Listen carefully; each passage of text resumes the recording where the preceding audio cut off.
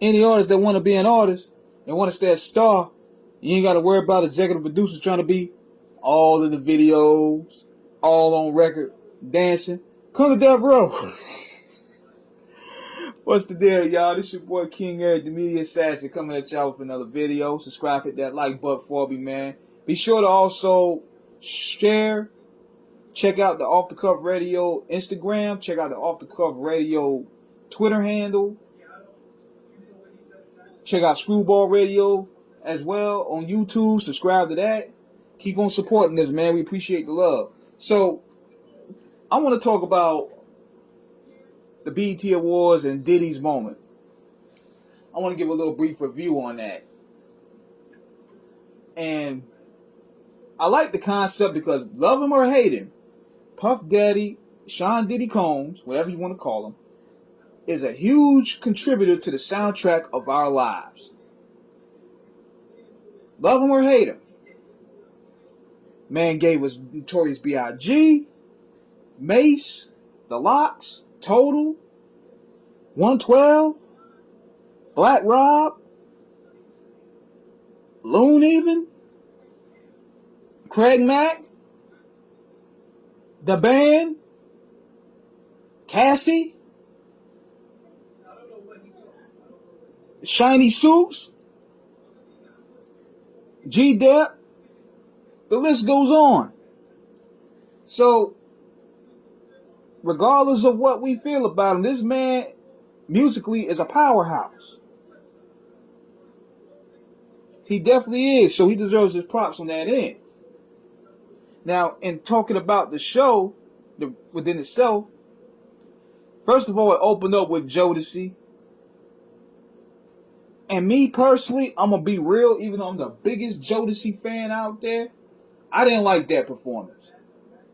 Because they did stay, which was first they did stay, I think they did come and talk to me. But it was too much going on in the background with the music. Like, it sounded like a whole orchestra. And it kind of drowned out their vocals. Like, they had way too much going on with that background. And I didn't like that at all. It kind of drowned the performance out. So, but it was good seeing those brothers in good health. It wasn't their best performance. And Devontae wasn't there. But it was cool nevertheless. But then after, you had Mary J. Blige. She sung every I'm going down. Boy, that was the hood rat anthem back in the 90s. A lot of chicks was going through it, man. Dealing with your Pookie and Ray Ray. That was y'all anthem, wasn't it?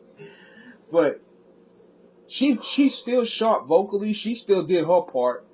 Now, one of the biggest surprises, even though it's not really a big surprise, was when Diddy himself jumped on the stage. And I was like, look at this nigga here. He's straight egotistical to the match. Like, you gotta be an egotistical type dude to perform your own tribute.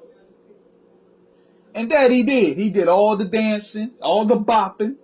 Probably because he knew Suge Knight ain't getting out. And he brought Shine out there. Shine rapped for the first time in years.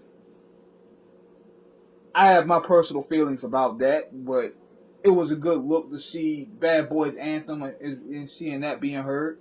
Then the Benjamins came out there, I believe. That was followed with the Lox and Little Kim, even though people was tearing Little Kim up. They tearing Little Kim up right now. She came out there doing that weirdo bop dance shit. Then it looked like she got a triple BBL. I hated that Little Kim did that to herself, man.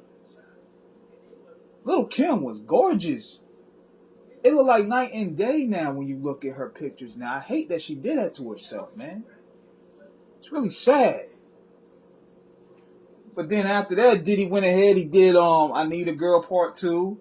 Then he did his single where he was talking about Cassie. And then we go on to the speech. Babyface was out there, show love. Then he brought Kanye out there. Kanye was out there dressing like he came out there in a black ski mask and a hot ass coat. I'm like, something is wrong with this dude, man. Considering that it's in LA it's like 100-some degrees. This nigga come out there in a coat, and people just look at it like, oh man, that's Ye. Something ain't right with that dude.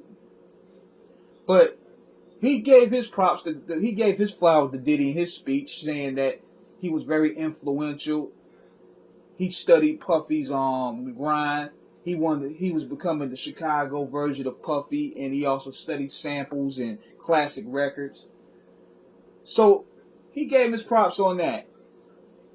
Then afterwards, Diddy get on the stage, drunk as a mug, excited. One thing about Puff, that nigga loved the camera. That nigga, he loved that camera. And he went on with his speech.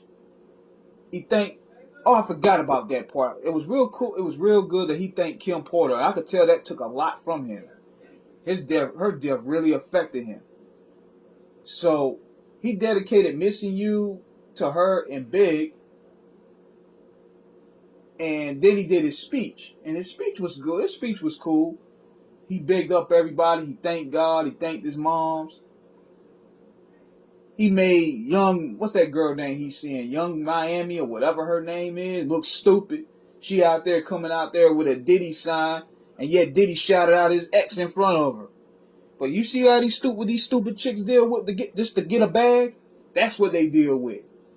But nevertheless, man, then he talked about donate money to Howard University, his old college. Then he also talked about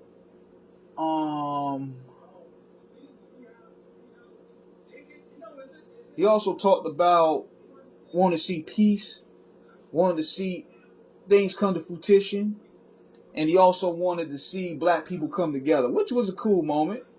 That's Diddy being on his godlike mode, that's him being him. But overall, it was a cool performance. Overall, I enjoyed it. It was probably the only highlight of the BET Awards. Other than that, nobody else really cared who was on it. But overall, it was a dope send-off on Puff's behalf. So let me know what you guys think in the comments. Subscribe, hit the like button. Peace.